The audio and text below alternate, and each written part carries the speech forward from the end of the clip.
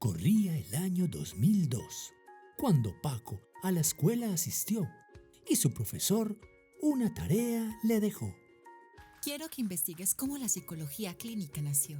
Preocupado, a su casa llegó y a su abuelo le contó. Abuelo, el profesor una tarea compleja me dejó. Y el abuelo preguntó. ¿De qué se trata la tarea que te dejó?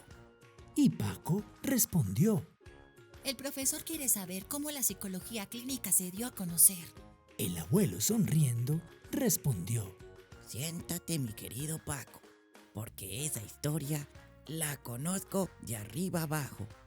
Todo comenzó entre el siglo I y el VI, cuando los filósofos se preocuparon por el origen del ser y del tiempo. Sin embargo, no tenían claro el por qué algunos tenían un comportamiento extraño. Pero el tiempo pasó y la Edad Media llegó. Ahora, el centro de todo eran Dios y la religión. De ahí que toda enfermedad mental se explicaba como una acción que el diablo realizaba. Por eso a los que sufrían de alguna demencia los discriminaban sin clemencia. Pero por fortuna, en el siglo XVI, con el Renacimiento, la medicina empieza su surgimiento, con el rigor científico correcto. Y ahora la explicación de la enfermedad no eran las fuerzas del mal, sino un asunto natural. Y en eso, Paco a su abuelo interrumpió. ¿Y qué pasó cuando en Francia la revolución se dio? Efectivamente, mi querido Paco, entre 1789 y 1799, la medicina en la salud mental se interesó y se empezó a hablar de igualdad a quien de su mente tenía una enfermedad. Y por eso incluso construyeron un hospital muy especial. Pasó el tiempo y en 1879, con Wilhelm Wundt, surgió el primer laboratorio para tratar en los niños su deficiencia de desarrollo, estudiando la sensación y percepción que tenían todos. Y Paco comentó. O sea que ahí la psicología clínica nació. Y el abuelo siguió. Realmente la fecha de inicio fue en 1896, con Leibniz Widmer, quien en la primera clínica construyó, para afianzar el nuevo rol que el psicólogo tomó.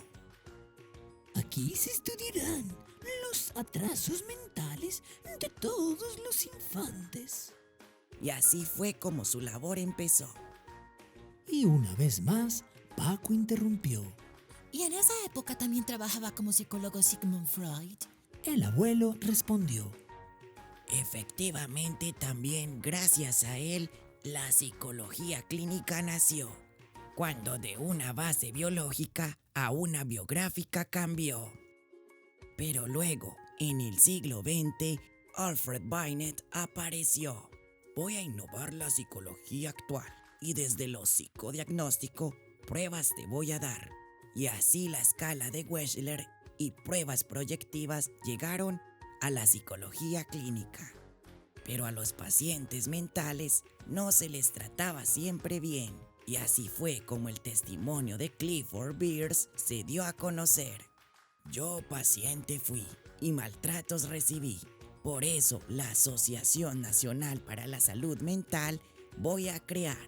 Y así a nadie van a maltratar. Y preciso, en 1917, algunos psicólogos se empezaron a organizar bajo el nombre de Asociación Nacional para la Salud Mental. Y de ahí, en 1945, en los Estados Unidos, la psicología clínica se vino a acreditar como una especialidad. Pero mientras eso pasó, justo en la radio se escuchó: se avisa a la comunidad que se acabó la Segunda Guerra Mundial. Las personas podrán retornar a su hogar. Sin embargo, debemos recordar que una segunda guerra estalló y allí el psicólogo su misión como clínico extendió. hacía pruebas, informes y entrevistas e incluso aplicaba terapia psicoanalista. Y Paco preguntó. Abuelo, entonces ¿a qué se dedica la psicología clínica? El abuelo respondió. Pues al diagnóstico, tratamiento e investigación del comportamiento de la población.